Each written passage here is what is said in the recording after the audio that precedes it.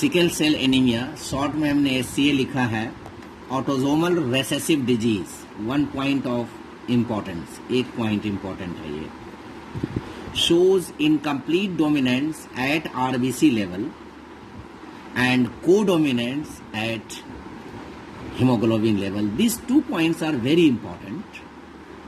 Codominance, hemoglobin level, and incomplete dominance at RBC level. बहुत important point है ये, competitive point of view के लिए।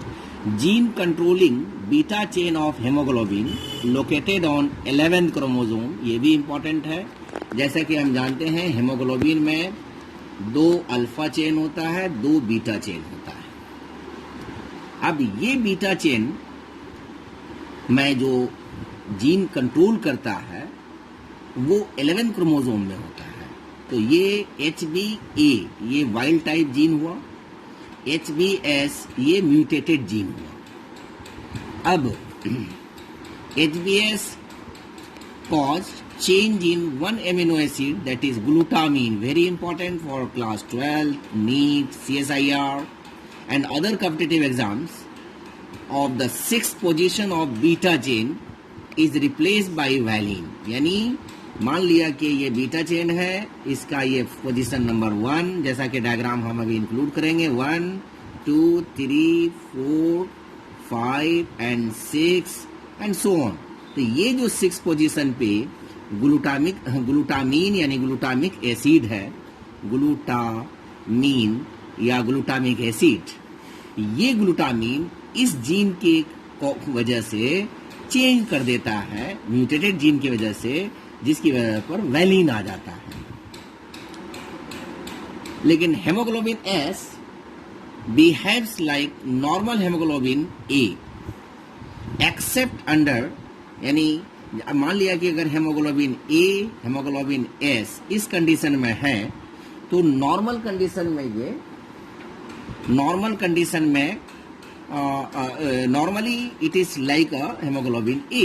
लेकिन जब ऑक्सीजन का स्ट्रेस हो जाता है, ऑक्सीजन की डेफिशिएंसी हो जाती है, तो ऐसी कंडीशन में एक बीटा चेन का ग्लूटामिक एसिड जो है या वैलिन जो है वो एक हाइड्रोफोबिक बॉन्ड बनाता है दूसरे चेन के साथ, और beta chain of haemoglobin S with other chain causing distortion in haemoglobin.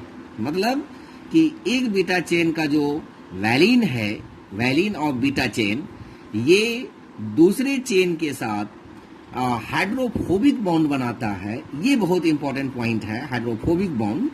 कब? जब ऑक्सीजन का स्ट्रेस होगा, ऑक्सीजन की कमी होगी। ऐसी कंडीशन में हेमोग्लोबिन का जो है शेप चेंज हो जाता है, जिसकी वजह से RBC का जो सर्कुलर शेप है वो लॉस हो करके सिकल शेप, हंसिया जैसा हो जाता है, जैसा कि नीचे डायग्राम में हम दिखाए हैं, और इसकी वजह से इसको हम सिकल सेल एनीमिया कहते हैं। अब ये सिकल सेल RBC जो है ब्लड कैपिलरीज से बाहर नहीं जा पाता है, जिसकी वजह से ऑक्सीजन सप्लाई नहीं होता है, ऑक्सीजन की कमी हो जाती है सेल में, जिसको हम एनीमिया कहते हैं। तो इसमें बहुत ही इंपॉर्टेंट बातें हैं। Haemoglobin S behaves like normal haemoglobin A accept under condition of oxygen deficiency. Oxygen states builds a hydrophobic bonds between valine of beta chain of hemoglobin with the other chain, causing distortion in hemoglobin structure. RBC loses circular shape and attains sickle cell. मतलब उसकी वजह से जो RBC का circular shape है या बाइकॉन्केव है वो घूम करके सिकल सेल हो जाता है, और ये sickle cell RBC unable to pass through blood capillaries. जब पास थ्रू नहीं होगा तो ऑक्सीजन कैरी नहीं करेगा, जब ऑक्सीजन कैरी नहीं करेगा तो कैसे होगा? Side effect of haemoglobin, clogging of blood capillaries, जिसकी वजह से वहाँ ब्लड कैपिलरीज जो है वो बंद हो जाता है। Reduce blood supply to vital organ, भाई ब्लड सप्लाई बंद हो जाएगा, जॉन्डिस हो जाएगा।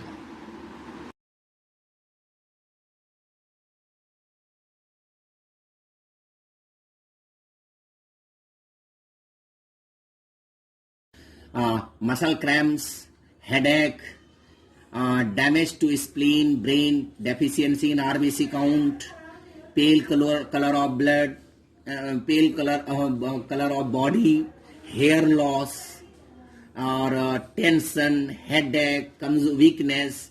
These are the side effects of this. Major effects of hemoglobin S: formation of sickle cell RBC, inheritance of sickle cell. So this is the normal condition, no problem at all. This is carrier under normal condition, no problem, but at oxygen stress there is a problem. Already I have explained, जो पीछे मैं कह दिया. यहाँ पर ये anaemic होता है और ये डाई कर जाता है, मर जाता है. क्यों?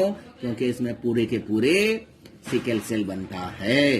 तो ये इनहेरिटेंस पैटर्न है, ये पेरेंट है, फादर मदर. यहाँ पर मैंने हेट्रोजाइगस कंडीशन दोनों में लिया है. तो ये गैमेट बना, ये भी गैमेट बना. तो एक तरफ ये मेल है और ये फीमेल है. मतलब अब इस तरह से कि इसको इससे क्रॉस कराया, नॉर्मल बना, कैरियर बना. यहाँ पर देखिए ये मेंडल के लॉ को फॉलो कर रहा है, इसीलिए ये मेंडेलियन इनहेरिटेंस में आता है. तो ये और ये कैरियर है. नॉर्मल कंडीशन में कोई प्रॉब्लम नहीं है, लेकिन ऑक्सीजन स्ट्रेस में वही प्रॉब्लम होगा जो पीछे हमने बताया.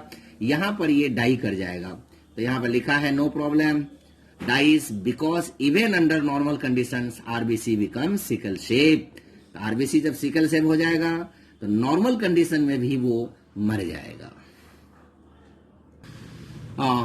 Death of severely anaemic child can be avoided by discouraging marriage between heterozygous individuals. यानी इस इंडिविजुअल के बीच में दोनों अगर हेट्रोजाइगस कंडीशन है, ऐसे कंडीशन में से शादी कराने से रोकने पर बच्चे की मौत रुक सकती है. अब सवाल उठता है कि कैसे पता लगाएंगे कि जो पेरेंट्स है, फादर या मदर, वो हेट्रोजाइगस कंडीशन है. तो बहुत आसानी से ब्लड स्मीयर में इसका टेस्टिंग हो जाता है. जैसे हम लोग ब्लड जांच करते हैं वैसे ये भी हो जाता है. इंडिविजुअल इज, हाँ बहुत इंपॉर्टेंट बात है यहाँ पर ये है, ये भी इंपॉर्टेंट क्वेश्चन है कि ये जो इंडिविजुअल है यानी हेट्रोजाइगस कंडीशन यानी कैरियर, ये मलेरिया प्रोन एरिया के लिए बहुत ही इंपॉर्टेंट है, बेनिफिटेड है. क्यों?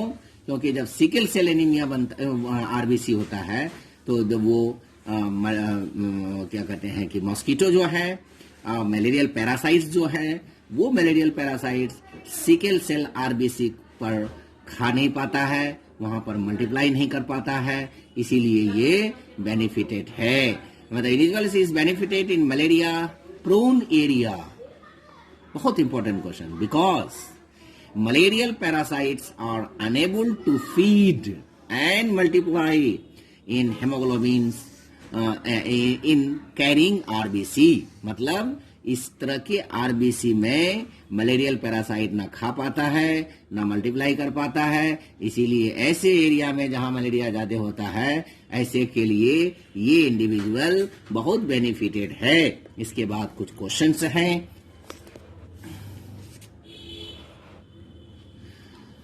Question number 1, give 3 side effects of sickle cell anemia. Question 2, individuals with heterozygous condition of sickle cell anemia is benefited in malaria prone area. Why? How does sickle cell RBC harmful?